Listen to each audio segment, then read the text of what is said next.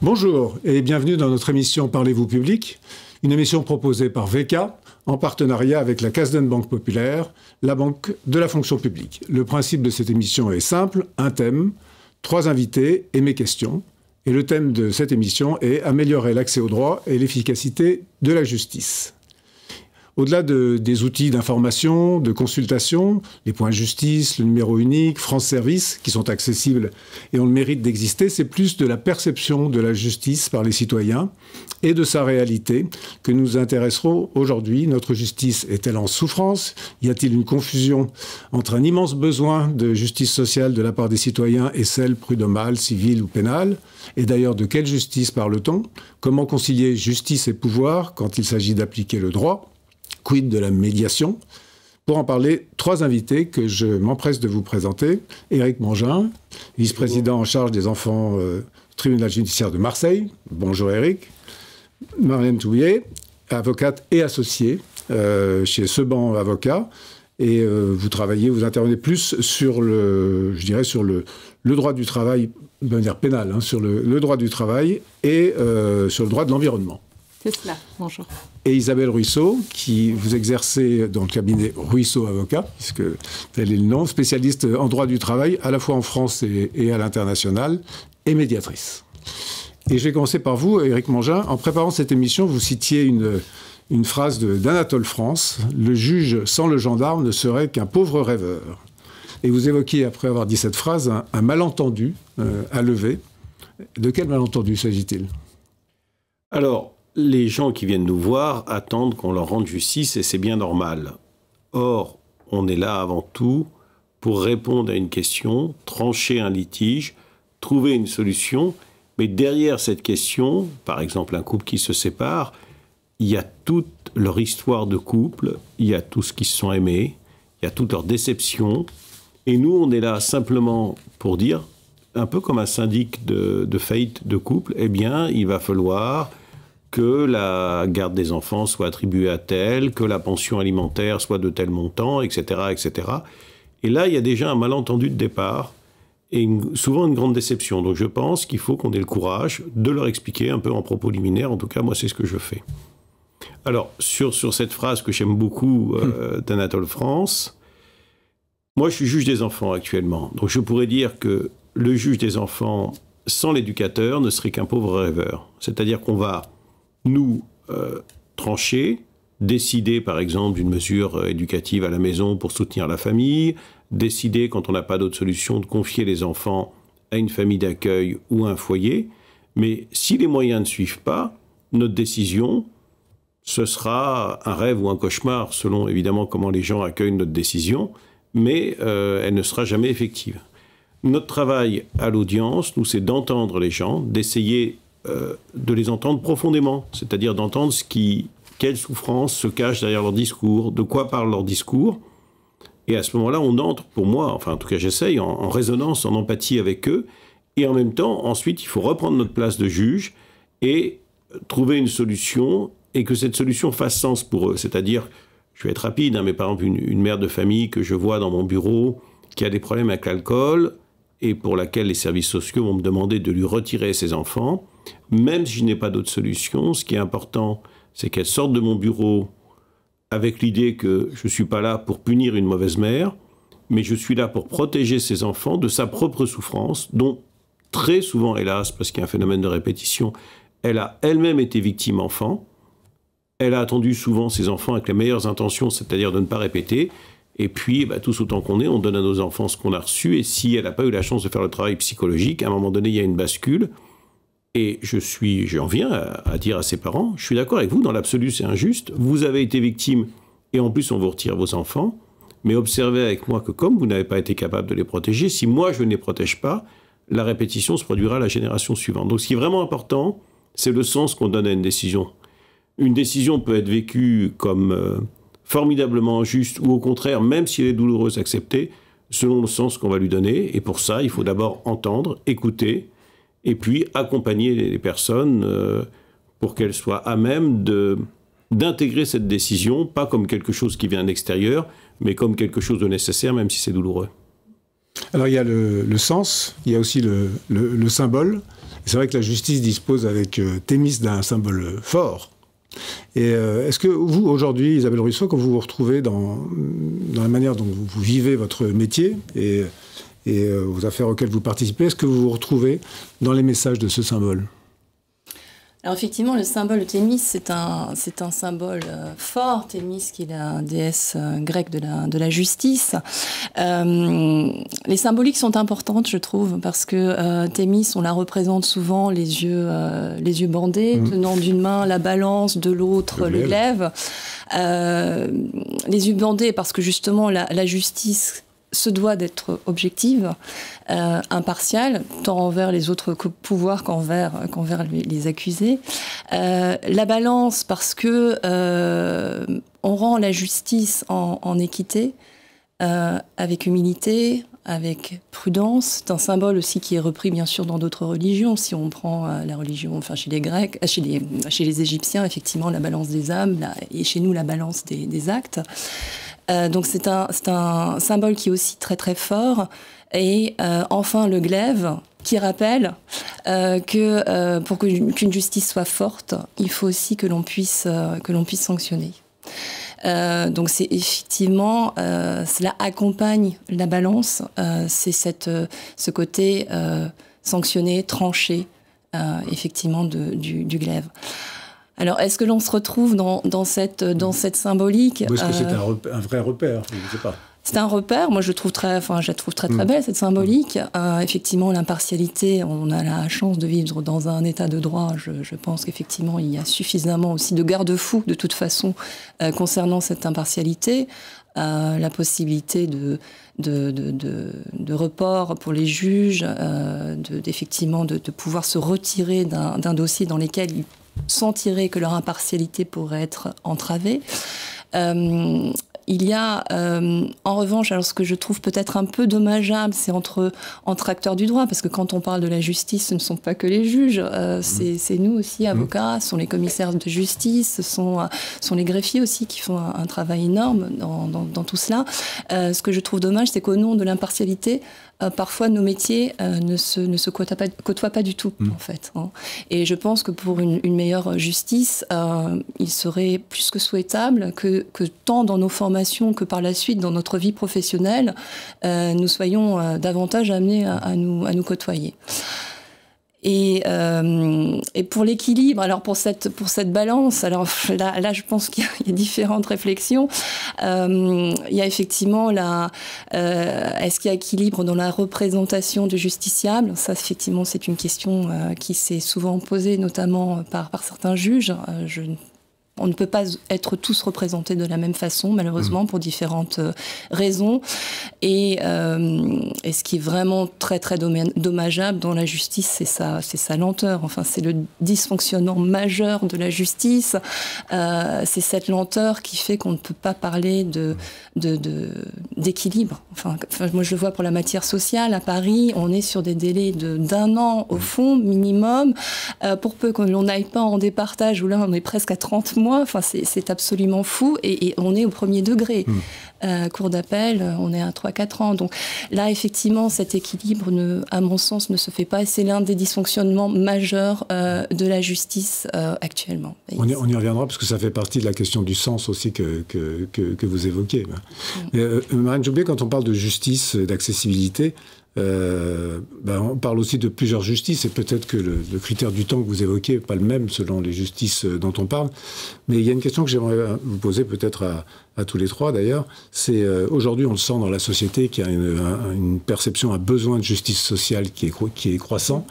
Et on se demande s'il n'y a pas une confusion entre cet immense besoin de justice sociale et puis celle administrative, civile, prud'homale que vous pratiquez. Quel est votre regard par rapport à ça ?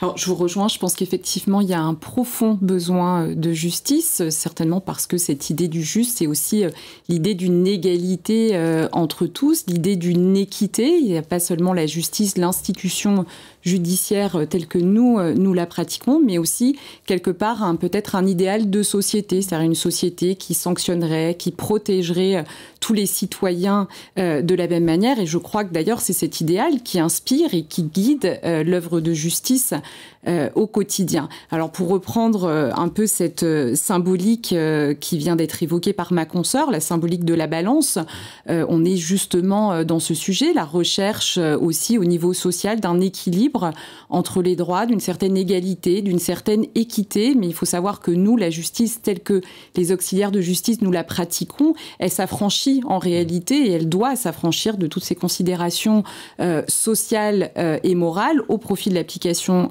de la règle de droit, qui est aussi garante d'un certain nombre de libertés qui sont les nôtres.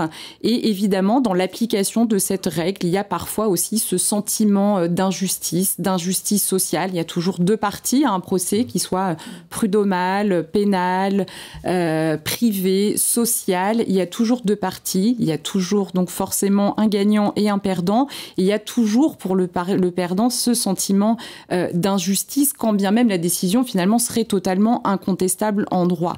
Donc je peux comprendre qu'à certains titres aussi notre justice fasse souffrir les citoyens, mais il faut savoir que l'institution en elle-même, et je pense qu'on sera tous d'accord autour de cette table, elle est aussi en souffrance. Exactement. Isabelle Ruisseau et Éric Mangeot. Oui, allez-y Éric, et Isabelle après. Par rapport à ce que vous venez de dire, effectivement, depuis la Révolution française, on n'a plus le droit de statuer en équité. Même si on recherche équité, on doit statuer en droit. Et la difficulté, notamment en matière civile, c'est que tout ce qui n'est pas prouvé, n'existe pas vraiment aux yeux d'un juge. C'est-à-dire qu'il faut lui apporter des preuves. Et parfois, on a des personnes qui, fortes de leur bonne foi, de leur honnêteté, de leur sincérité, pensent que le juge va pouvoir leur donner raison. Mais si on n'a pas d'éléments de preuve, c'est pas possible. Donc on va rédiger en disant, pour regrettable qu'il n'apporte hélas pas la preuve, ce qui veut dire que dans le fond, quelque part, on pense que c'est lui à qui on aimerait rendre justice, mais le manque de preuves ou le texte applicable légalement ne le permet pas. Alors, juste une petite blague qui circule à l'ONM là-dessus, parce que je trouve qu'elle résume bien l'École nationale de la magistrature. Il paraît qu'avant qu'on ait clairement déterminé les délais pour rembourser les dépôts de garantie entre propriétaires et locataires, un propriétaire malhonnête aurait écrit dans le contrat qu'il allait restituer le dépôt de garantie à la Saint-Glinglin. Et que le locataire naïf aurait signé. Donc, nous, on est tenus par le contrat. Mais évidemment, en équité, c'est une forme de malhonnêteté. Alors, il paraît que le juge astucieux aurait condamné le propriétaire malhonnête à restituer le dépôt de garantie à la Toussaint. Voilà, c'est-à-dire, cet exemple, ça illustre que parfois, on se creuse la tête pour trouver le chemin juridique qui nous permet de motiver ce qui nous paraît le plus équitable, décidément, ce qui nous paraît le plus équitable, même si c'est contraire au contrat ou parfois même à la loi. Mais il faut qu'on reste quand même dans le cadre légal. Isabelle, oui, effectivement, c'est une dimension un peu plus philosophique.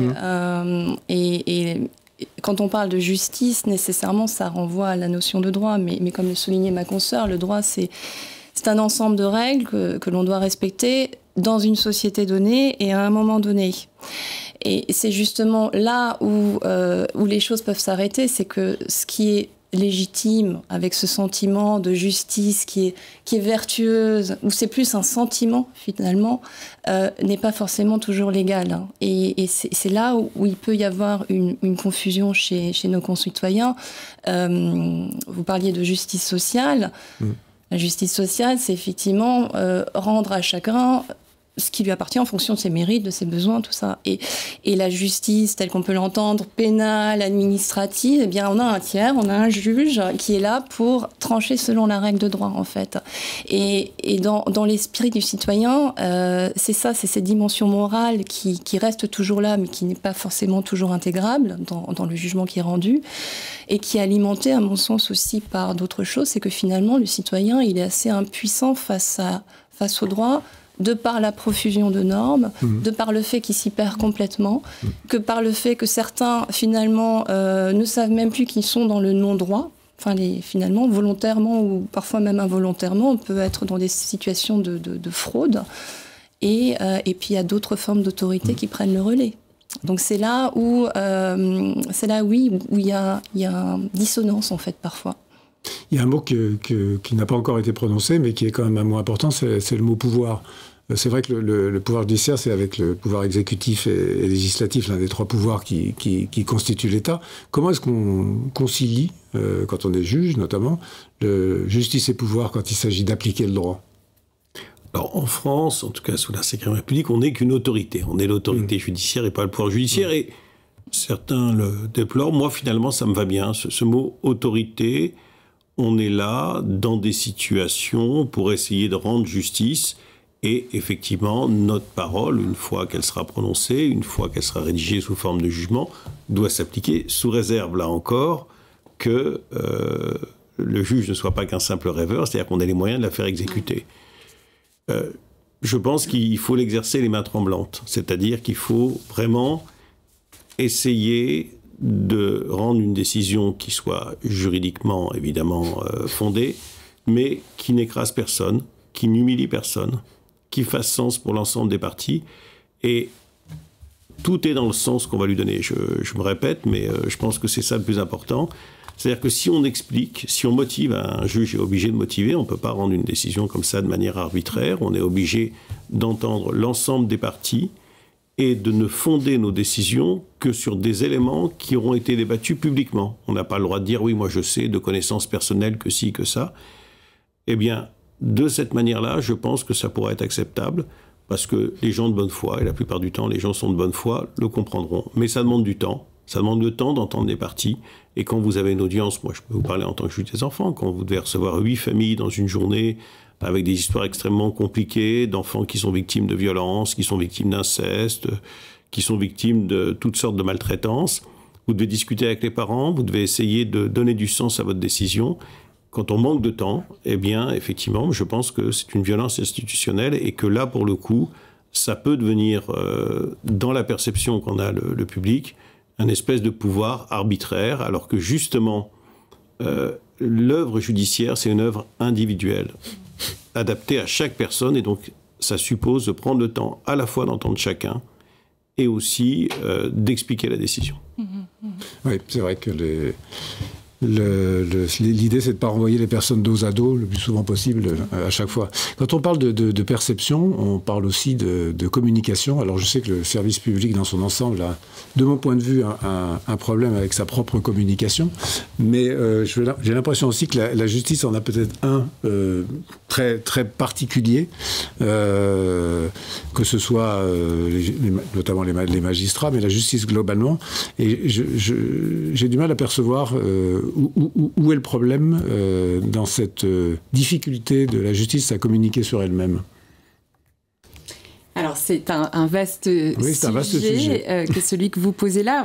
Moi, je ne veux pas parler au nom de toute la profession, mais en tout cas, je pense qu'aucun professionnel du droit n'a envie de voir une justice spectacle ou une justice qui, demain, serait rendue sur les réseaux sociaux par des influenceurs du droit. Juger, l'acte de juger, Monsieur Mangin le dira beaucoup mieux que moi, mais c'est un acte engageant, exigeant, sérieux, qu'on ne peut pas prendre à la légère. Et pour nous aussi, du côté des avocats, et notamment les avocats pénalistes, cette mission de défendre, c'est aussi un acte très très engageant, c'est aussi une démarche dans laquelle nous investissons énormément d'énergie. Et je crois que le sujet de la communication, en réalité, il ne se pose pas tant sur une communication via des réseaux sociaux, mais peut-être plus sur un souhait de modernisation. C'est peut-être ça qui est un petit peu derrière votre question, une modernisation de la justice. Je parle notamment de la justice pénale, puisque c'est celle que je connais le mieux, où il y a de notre côté un besoin et une envie très forte d'avoir une dématérialisation d'un certain nombre de procédures. On est encore à une machine judiciaire un peu désuète et un peu obsolète à certains égards. Il faut savoir que nous, par exemple, en droit pénal, quand une décision est rendue, elle est rendue en audience, de manière publique. On n'a pas forcément de motivation, une motivation très brève. Et on a 10 jours pour interjeter appel à compter du prononcé de cette décision. Et cet acte d'appel, en matière pénale, il se fait toujours par déclaration au greffe, ce qui exige en fait que nous nous déplacions toujours dans des délais très contraints pour faire les démarches et officier dans les délais. Et c'est peut-être ce besoin qu'on a vraiment d'une modernisation encore. On a déjà beaucoup évolué ces derniers temps, mais une dématérialisation, une modernisation de la justice, plus qu'une communication, à mon sens, sur les réseaux sociaux. Je ne pensais pas uniquement aux réseaux sociaux. C'est communication, c'est derrière mon mot, c'est pas un gros mot déjà de mon point de vue. Dans mon métier, ce sera ennuyeux, mais c'est je veux dire les propos que vous avez aujourd'hui et ceux qui seront écoutés, pour moi, c'est de la communication. Voilà, Donc je ne sais pas par rapport à ce mot-là, ou en tout cas la manière dont la justice se présente à l'extérieur, est-ce qu'elle est de son temps, si je puis dire, pour poser la question autrement. Bon, on a évidemment un problème de secret, très souvent, puisqu'on touche à la vie privée des gens. Ils n'ont pas envie de l'avoir étalé sur la place publique. C'est bien normal, à part la justice pénale, et encore qu'aux assises pour ce qui est sexuel, on a le huis clos. Pour le reste, c'est public parce qu'elle est rendue au nom du peuple français. Elle a une fonction d'exemplarité et de dissuasion. Bon, ça marche pas, c'est une autre question, mais en tout cas, c'est une manière de montrer que justice est rendue, que tel ou tel acte qui a atteint l'ensemble de la société n'est pas resté sans réponse.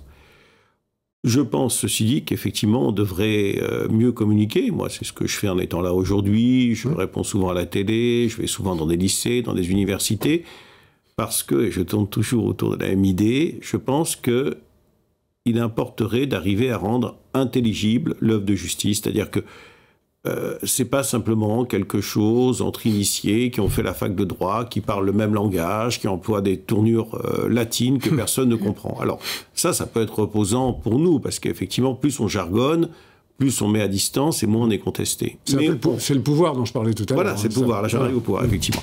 Mais on rend la justice au nom du peuple français. Donc je pense qu'on doit être entendu, je pense qu'on doit être intelligible, je pense qu'on doit employer des mots simples, se mettre à la portée des gens, pas forcément au niveau, parce que parfois, effectivement, les choses sont complexes. Et c'est ça qui est le plus fatigant et le plus difficile, c'est d'arriver à expliquer des notions complexes avec des mots simples. Mais ça, c'est pour moi une obligation professionnelle. Alors, il y a effectivement, et je suis tout à fait d'accord avec vous, quand vous parlez d'influenceurs de réseaux sociaux, il y a aussi le temps. Là, vous nous laissez le temps et c'est extraordinaire. Mais le temps médiatique, le temps médiatique est un temps habituellement court. Or, l'œuvre de justice, qui suppose de tout comprendre, d'essayer de tout comprendre, est un temps long. Et je termine juste sur l'exemple des cours d'assises, où moi j'ai toujours été très agréablement impressionné par des jurés qui entrent en cours d'assises avec des idées préconçues. On le voit, parce qu'on fait des suspensions, on passe 2 heures sur la personnalité, par exemple, on va faire une suspension, et ils ont des idées, parfois à l'emporte-pièce, ce qui est bien normal, c'est pas leur travail. Et puis au fur et à mesure, des heures, des jours, eh bien, ils se rendent compte que la situation est plus complexe et finalement, on arrive à des décisions apaisées et souvent modérées parce qu'on a pris le temps. Sur ce point, Isabelle, si jamais vous voulez intervenir, sinon... je pense qu'il y a quand même eu un réel souci de simplification de la justice. Vous parliez effectivement du jargon. Enfin, moi, je suis dans la profession depuis maintenant plus de 20 ans. Sincèrement, les jugements maintenant sont beaucoup plus lisibles. On met un peu de côté ce jargon juridique, heureusement. Les motivations sont quand même beaucoup plus présentes, on va dire, aussi dans les jugements. Donc là, il en va aussi de l'impartialité de la justice, parce qu'on doit aussi avoir les apparences de l'impartialité. Et ça, effectivement, ce souci de simplification, il a contribué à tout cela. Vous parliez effectivement aussi après de la justice, on va dire la justice médiatique. Les médias, moi, je pense qu'ils sont très utiles dans l'accès à la justice. Enfin, moi, j'étais très, très émue. Enfin, je pense qu'on a tous été très émus quand on a pu effectivement avoir accès au procès des attentats du 13 novembre. Enfin, c'est quand même une avancée absolument énorme, tout cela. effectivement, tout ce qui... Alors, il y avait la loi Badinter qui prévoyait pour tout procès historique, effectivement, qu'il y avait une possibilité d'enregistrement, et quand bien même les procès sont publics, ils n'ont pas à être rediffusés. Il y a vraiment un souci qui est présent maintenant de donner plus accès dans ce sens-là à la justice. La Cour de cassation aussi, maintenant... en direct, certes en direct, il n'y a pas de rediffusion, mais voilà, il y a quand même un souci maintenant de rendre la justice plus accessible. C'est loin d'être parfait, mais il y a quand même cet effort qui est fait et qui doit être peut-être aussi approfondi par des moyens techniques un peu plus optimisés, oui. Voilà. Un autre angle sur lequel j'aimerais bien vous questionner, vous peut-être Isabelle d'abord, et puis mais vous trois, c'est un sujet qui est dans l'ensemble de la fonction publique actuellement, c'est la question de l'inclusion, qui est, on l'a traité à plusieurs reprises d'ailleurs dans cette émission, qui s'appelle Parlez-vous public, donc je trouvais assez intéressant de vous la poser à vous. Est-ce que dans l'accès au droit, la question de l'inclusion, elle se pose naturellement, quoi. Et je voudrais savoir, de votre point de vue, est-ce que c'est une priorité, où est-ce qu'on en est, peut-être, je ne sais pas, hein, pour des personnes en situation de handicap, des personnes qui ont besoin d'interprètes, enfin je ne sais pas. Où en est-on? Comment le vivez-vous en tout cas? Un petit peu, on va dire que la justice est à l'image d'autres problématiques de démocratisation. Enfin, quand on parle d'accès aux soins, quand on parle d'accès à la culture, accès au travail, eh bien ma foi, on retrouve les mêmes problématiques dans la justice. C'est la même chose. Alors oui, il y a des efforts qui sont faits dans l'accès en tant que tel, là pour tout justiciable, au point droit, au CADA, mais vous parliez de population effectivement handicapée. Quand on voit l'architecture de nos palais de justice, bon, il y a déjà tout simplement un problème d'accessibilité physique. Ça, c'est vrai que c'est pas forcément évident.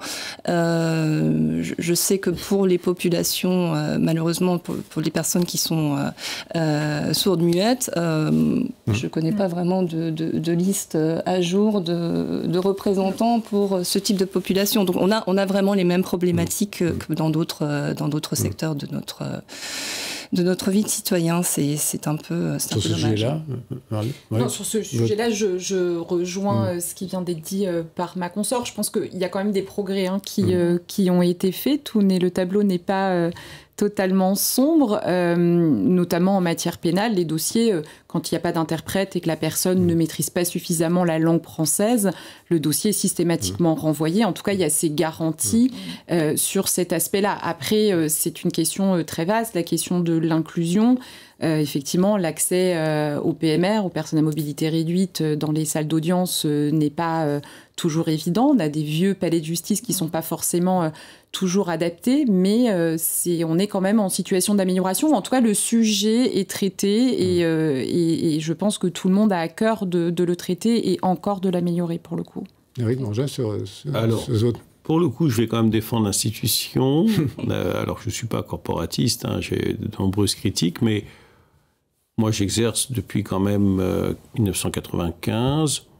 Je n'ai jamais tenu une audience où on n'est pas, et sinon on renvoie si nécessaire, effectivement, un interprète, y compris, là moi j'ai des publics vraiment en difficulté, notamment des problèmes de langage des signes. J'ai même un intermédiateur, c'est-à-dire j'ai 2 interprètes. Alors, ça rend les choses plus compliquées parce que les viviers d'interprètes, évidemment, se tarissent et sont peu nombreux. Ça suppose un petit peu de jongler, ça suppose beaucoup d'acrobatie. Mais de ce point de vue-là, moi, je n'ai pas eu connaissance d'un dossier où on est tenté de passer en force quand, à l'évidence, la personne n'était pas à même d'entendre. À Marseille, actuellement, j'ai à peu près 135 dossiers de ce qu'on appelle des MNA, hein, des mineurs non accompagnés, donc qui sont originaires d'autres pays qui ne sont pas forcément francophones. Ben, si on n'a pas d'interprète, on renvoie, et puis voilà. Non, là-dessus, et on essaye de faire notre possible avec des faibles moyens, mais en tout cas, je n'ai pas connu jusqu'à présent de limite financière. C'est plutôt la limite de trouver les ressources. Quand on vous écoute parler de la manière dont vous exercez votre métier, mission, je ne sais, on a l'impression... Il y a un mot qui me revient, qui est très à la mode dans la fonction publique en ce moment, c'est le mot de co-construction. Mais là, je trouve qu'il a du sens. Et à ce mot-là, j'associe le fait que vous soyez médiatrice, Alors j'aimerais bien qu'on aborde un tout petit peu ce sujet-là en dernière partie, parce que le temps passe très vite. Et peut-être d'abord savoir pourquoi vous, comme avocate, vous êtes engagée sur la voie de la médiation. De la médiation. Alors peut-être l'avez-vous fait, d'ailleurs, je ne sais pas, mais on peut... Absolument pas. D'accord. Alors, j'étais avocate avant d'être médiatrice, et je suis toujours avocate et médiatrice. Effectivement, l'avocat, on est plus dans la posture. En fait, on focalise un tout petit peu sur l'issue du litige et on met tous les moyens pour faire en sorte de gagner. Voilà. Alors que justement, ce qui est fantastique dans la médiation, c'est on recherche les intérêts des parties, c'est-à-dire vraiment des deux parties, et le médiateur en tant que tiers est là pour les accompagner, pour explorer justement ces intérêts et trouver une solution. Alors, ce qui est fascinant dans la médiation, c'est premièrement la rapidité. Comparé au litige, à une procédure judiciaire, effectivement, il y a une réelle rapidité de la médiation qui est tout à fait appréciable, le coût économique qui en résulte, bien évidemment aussi. Il y a l'aspect confidentialité qui est de plus en plus apprécié, au sens vraiment les personnes en ont conscience. Une médiation, ça permet de préserver la confidentialité des échanges, alors que, effectivement, dans le cas d'un litige, vous auriez les pièces, on en discute à l'audience et tout le monde peut l'entendre finalement. Donc ça, c'est un aspect très très important. Et finalement aussi, on arrive à construire l'avenir avec la médiation, alors que avec une décision de justice, ma foi, on tranche, on sanctionne. Il y a toujours un perdant, même voire des fois. Les deux sont perdants dans cette histoire, et c'est finalement tout l'intérêt de la médiation, de pouvoir construire l'avenir. Alors, juste vous demander de réagir tous les deux par rapport à ce sujet-là. D'abord, est-ce que ça peut s'appliquer à toutes les justices? C'est là, je suis pas sûr. Peut-être dans le pénal, c'est plus. Et puis, est-ce que dans la manière aussi dont vous exercez, d'une certaine manière, vous n'en faites pas, puisque c'était quand même cette idée que personne ne reparte dos à dos. Enfin, c'est ce que je disais à votre place tout à l'heure. Donc voilà, alors, l'un comme l'autre, je vous laisse... Le juge des enfants, c'est donc notamment le juge de la protection de l'enfance. Et la loi nous dit, je trouve c'est un très beau commandement, et c'est un peu une exception, le juge s'efforce d'obtenir l'adhésion des parties.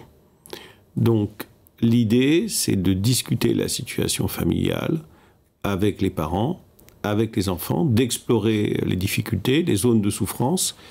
Et une des méthodes que je me suis surpris finalement à avoir adoptées naturellement, c'est par exemple des parents qui disent « Non, mais là, nous, on n'est pas d'accord avec le placement. » Alors, je dis « J'entends, c'est normal, vous êtes attaché à votre enfant. Mais alors, qu'est-ce qui va se passer si on continue comme ça? Il ne va pas à l'école, il est quand même en opposition par rapport à vous.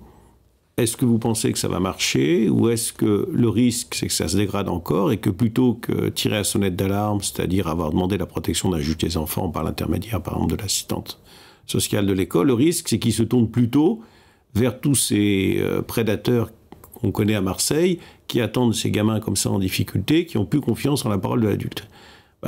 Ça, c'est un exemple qui me passe par l'esprit, mais forcément, les parents, là, à ce moment-là, vont s'interroger. Et moi, je vais leur dire, vous savez... Il y a une rupture de lien entre vous, il y a des accusations qui ne sont pas forcément fondées. Ça exprime une souffrance. Là, il a 16 ans. On a 2 ans pour le mettre à distance, c'est ce qu'il demande, mais avec la médiation de travailleurs sociaux. Si on passe en force, 1, il risque de fuguer et de se mettre en danger, et 2, surtout à 18 ans, il claquera la porte. Et là, il n'y aura plus personne entre vous pour restaurer le lien. C'est un exemple, et voilà. C'est-à-dire que j'explore avec eux ce que pourrait donner la solution qu'ils proposent, et quand ils sont de bonne foi, et la plupart du temps les gens sont de bonne foi, ils disent « Ah bah oui, après tout, on peut peut-être tenter la solution que vous proposez. » Voilà.